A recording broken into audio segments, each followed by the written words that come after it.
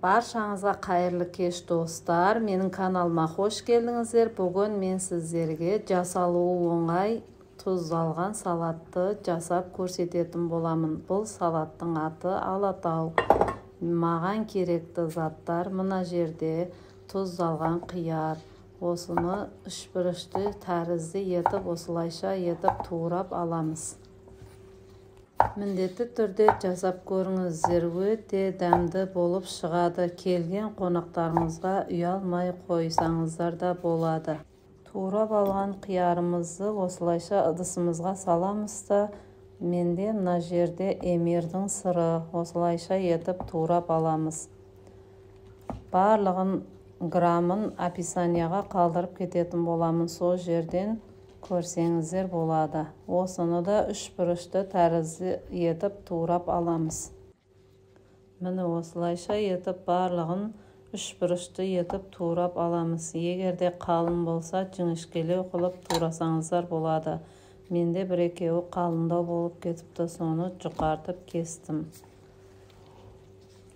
Мына жерде екінші мәрте кесіп көрсетіп жатырмын, көріп алсаңыздар болады. Осылайша етіп үшбұрышты етіп кесіп аламыз.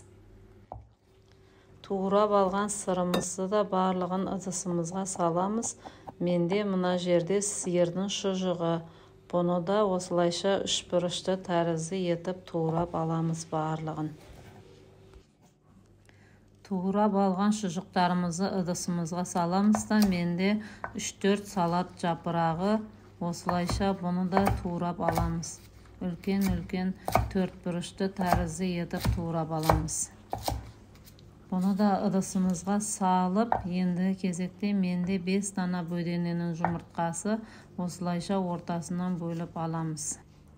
Қайнатылған бөдененің жұмыртқасын кесіп болғаннан соң, бұны да ыдысымызға саламыз.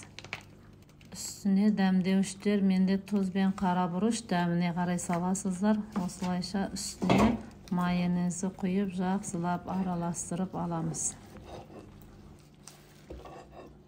Араластырып алған салаттарымызды осылайша ыдысымызға саламыз. Ыдысымызға салып, менде 8 үштік чыйчыл. Осыны ыстық суға жібітіп алсаңыздар, өте жіңішке, әдемі болып айырылады.